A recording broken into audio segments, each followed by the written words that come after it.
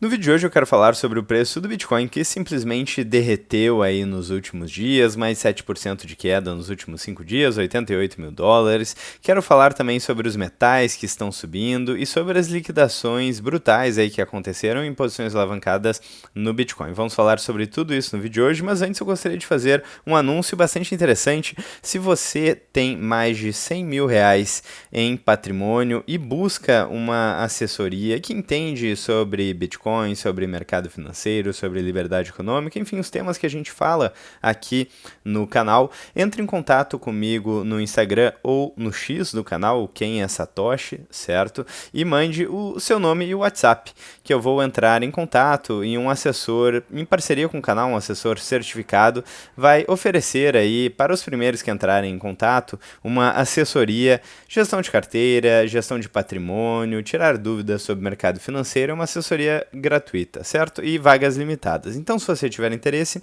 mande uma mensagem ou no X ou no Instagram do canal Quem é Satoshi. As minhas redes sociais estão inclusive aqui no YouTube, na descrição, tem todos os links aí e todas as redes sociais do canal. Bom, dito isso, vamos dar uma olhada aqui. O que aconteceu? O Bitcoin simplesmente derreteu, surpreendeu aí boa parte das pessoas que estavam otimistas para o ano de 2026 e eu inclusive achei que a gente estava indo em uma direção mais bullish do preço do Bitcoin, mas por outro lado, a promoção pode continuar durante mais algum tempo e é bom para quem quer acumular mais satoshis. É ruim para quem estava esperando a valorização do Bitcoin e bom para quem está querendo acumular. Vamos dar uma olhada no preço do Bitcoin em reais aqui, 477 mil reais.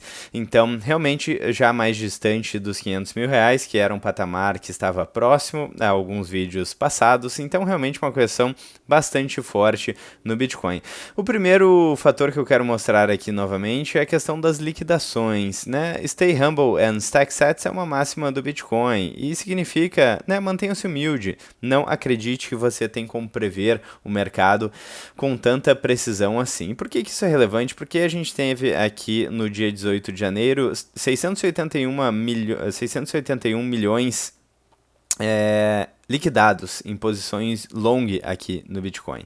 E aqui no dia 19 de janeiro, 990 milhões de dólares em Bitcoin liquidados, quase um bi. Então é realmente uma liquidação massiva e é claro, o preço vai caindo e vai acionando ali as posições, vai liquidando quem está operando alavancado. Então quase um bi de dólares em 19 de janeiro. Então são posições muito relevantes aqui e certamente muita gente não gostou dessa correção do preço do Bitcoin. Quando a gente dá um zoom out aqui no Bitcoin, essa correção que tivemos desde o topo, que é de um pouco mais de 20%, 20 e poucos por cento, quase 30%, não é lá essas coisas, não é muito relevante, certo? Se a gente comparar, por exemplo, com correções passadas, de mais de 70% de desvalorização em dólar, por exemplo, de novembro de 2021 a novembro de 2022, então um prazo de 12 meses. Ou, por exemplo, se a gente pegar aqui de dezembro de 17 a dezembro de 18, os mesmos 12 meses com mais de 82% de desvalorização em dólar. Então o Bitcoin ele passa por correções fortíssimas, é um ativo com muita liquidez e quando o mercado, por exemplo, está precisando de liquidez, quando a gente tem um estresse no mercado, ainda é considerado um ativo de risco e um ativo muito volátil que é negociado 24 horas por dia, 7 dias por semana no mundo inteiro. Então, por exemplo, essa primeira queda que a gente teve aí no Bitcoin, que foi ali dos 95 para os 92 muito rápido, aqui no Brasil era domingo de noite. Certo? Então, por exemplo, se a gente estivesse falando de Bovespa, isso não teria acontecido, porque seria uma negociação local no Brasil, em horário comercial. O Bitcoin é diferente, o Bitcoin ele é negociado no mundo inteiro, 24 horas por dia, então existe volatilidade, mas é claro, um ativo que vai do zero a valer trilhões de dólares de market cap, de valor de mercado, ele necessariamente tem volatilidade, não tem como um ativo crescer tanto e não ter tanta volatilidade assim. Então, primeira coisa, cuidado, mantenha-se humilde, assuma que você não sabe tudo, porque ninguém tem todas as informações. Mesmo quando a gente fala de baleias, muitas vezes as baleias compram aí um pouco antes do preço despencar. Isso acontece com uma certa frequência também. Por outro lado, o ouro e a prata estão se valorizando cada vez mais. Nós temos uma tensão geopolítica global, então ver a prata disparando 202% em dólar, por um lado é positivo, porque boa parte dos economistas austríacos que estudam aí moeda, que sabem os problemas da moeda fiduciária, gostam e se interessam também por metais. Alguns, né, nem todos, mas os metais sempre foram um tema relevante. Então sim, é interessante observar aí essa tese sendo colocada em prática. A gente tem o ouro com mais de 73% de valorização em dólar, na máxima histórica, então metais estão disparando. Por outro lado, isso pode ser um sinal de alerta, porque o ouro, principalmente, é um ativo muito defensivo. E com toda essa tensão geopolítica, econômica, temos mais de 38 trilhões de dólares de dívida nos Estados Unidos e crescendo, moedas fiduciárias que vêm perdendo poder de compra ao longo do tempo, a hegemonia do dólar sendo desafiada, moedas fiduciárias colapsando, conflitos e por aí vai. Então, ver o ouro se valorizando tanto, por um lado, para os gold bugs, para os economistas austríacos, ou pelo menos alguns deles, pode ser interessante, sim, do ponto de vista de valorização de carteira, também para quem tem esse ativo ou tem algum tipo de exposição a esse ativo, mas eu fico um tanto preocupado, porque quando ativos defensivos estão se valorizando muito, pode ser um sinal aí de atenção, no mínimo. Por outro lado, também, os ativos escassos, de uma maneira geral, estão se valorizando bastante. Quando a gente vê SP500, por exemplo, sim, está ali na máxima histórica, muito em função do fato de que trata-se de um ativo escasso e a gente tem moedas fiduciárias colapsando e dívida explodindo. Então, o pessoal realmente corre para ativos escassos. O Bitcoin, que realmente está aí desempenhando muito pior do que esses outros ativos que eu mencionei, pelo menos nos últimos 12 meses, certo? Uma queda de 13%. Se a gente dermos um out, não está acontecendo nada demais aqui realmente. Sim, uma correção, uma promoção, mas comparado com quedas anteriores de mais de 70% a 80%, na verdade nem é uma grande correção para padrões de Bitcoin, né? Bom, e o que as baleias estão fazendo? Michael Saylor, aí o CEO da MicroStrategy, uma das principais Bitcoin Treasury Companies do mundo, um dos principais detentores de Bitcoin, acabou de comprar 22 mil bitcoins. Ele está comprando enquanto o preço está caindo. E não só comprando, mas acelerando as compras.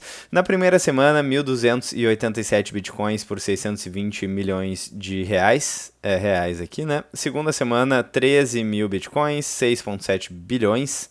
Então acelerou.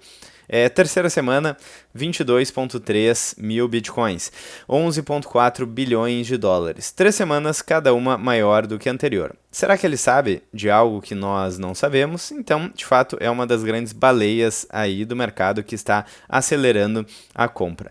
Bom, não necessariamente isso é necessário, né? Saber se ele sabe de algo que a gente não sabe. Não é necessário para explicar o comportamento. Então, o que a gente consegue observar aqui é uma estratégia mecânica, talvez, não necessariamente uma informação privilegiada. Então, das duas, uma, ou ele tem uma informação privilegiada e por isso está comprando cada vez mais, ou ele simplesmente vai comprando independentemente do preço. Talvez a opção 2 seja o caso, porque de fato ele faz compras constantes, já comprou na alta, já comprou na baixa. Então, a strategy capta dívida conversível e equity, né, equity-like, para comprar assim o que o caixa, enfim, para compor aí o caixa da empresa com Bitcoin. Ele não tenta acertar o fundo, ele acelera quando há liquidez e queda, porque o risco marginal acaba diminuindo, faz sentido, né? Então a execução da tese não necessariamente uma insider information. Em aceleração é diferente de timing de curto prazo, então a progressão semanal indica maior capacidade de funding, não necessariamente urgência informacional, confiança estrutural, não aposta direcional aí de dias, semanas, e o Saylor já deixou isso explícito várias vezes, né, dizendo que ele compra sempre que pode. Falando de contexto, então, temos grandes liquidações de long e abertura de mercado asiático com estresse e aumento de volatilidade, ou seja, ele está comprando liquidez forçada e absorvendo oferta de players alavancados, que é clássico de capital paciente versus capital frágil. E aqui eu vejo também no Twitter aí uma certa preocupação em relação a esse ciclo, mesmo com a correção bem menor do que em tempos passados, talvez pela frustração com a expectativa de valorização do Bitcoin, que realmente frustrou muitas pessoas. Mas então, grandes players aparentemente continuam seguindo uma estratégia independentemente do preço, e diga-se de passagem, se o preço cai, pode ser ainda melhor. Então o post chama atenção, certo? E a frase talvez não necessariamente reflita o que o Michael Saylor pensou ao comprar o ativo. Talvez não seja necessariamente uma inside information, não seja uma informação aí que fez com que ele achou que era hora de comprar, simplesmente um padrão de compras que tende a se intensificar quando o potencial de retorno barra risco aí acaba melhorando e o preço acaba caindo. Então, enfim, correção brutal aí no preço do Bitcoin, 88 mil dólares, e eu quero muito saber a opinião de vocês nos comentários, como sempre. Qual a expectativa, a perspectiva que vocês estão tendo em relação a essa queda? Se estão preocupados, se estão tranquilos, estão aproveitando a queda, a promoção para comprar mais, ou se acham que, de fato, vamos entrar em um bear market mais severo. Como sempre, like, inscrevam-se no canal e, principalmente, considerem fazer parte da área de membros, apoiar financeiramente o canal e ainda ter acesso ao conteúdo exclusivo. E aqui, antes de terminar o vídeo, algumas informações interessantes em mercados preditivos. Aqui no Cauchy, a previsão de preço do Bitcoin para esse ano, quão alto ele ainda vai chegar em termos de preço, ainda está em 120 mil dólares, então o pessoal até não está tão pessimista assim quanto eu pensei, muito embora provavelmente a gente teve uma correção aí no Fear and Greed Index, sim, com certeza, então o mercado está com mais medo, 32 aí no índice de medo, e novamente aqui quando a gente fala de preço, o preço ali estava muito bom em relação ao preço atual, quando o Bitcoin caiu para os 80 mil dólares e o Fear and Greed Index chegou em 10 por pouco tempo, certo? E agora já subiu, o Fear and Greed Index não está tão baixo, mas está mais baixo do que nos 50, que era quando o patamar de preço estava ali nos 95 mil dólares. Então, geralmente, tratando-se de um bom ativo, e quase que eu me esqueço, o disclaimer clássico do canal é que isso não é uma dica de investimentos, mas tratando-se de um bom ativo, é melhor comprar com desconto do que comprar mais caro. Então é isso que aconteceu aqui com o Fear and Greed Index, indicador de medo e ganância do mercado. E aqui é interessante no Polymarket também, mais uma aposta de Bitcoin versus ouro versus SP500. Qual o ativo que melhor vai desempenhar no ano de 2026? Bitcoin aqui então ainda liderando, o pessoal aqui nos mercados preditivos está relativamente otimista ainda com o Bitcoin, com 40% de chance, digamos assim, né, em termos de apostas, do Bitcoin desempenhar melhor do que os outros ativos. Ouro 37%, então aumentou, está mais próximo agora do Bitcoin, e SP500 apenas 22%. O pessoal não está levando muita fé no SP500, está levando mais fé no ouro, no Bitcoin.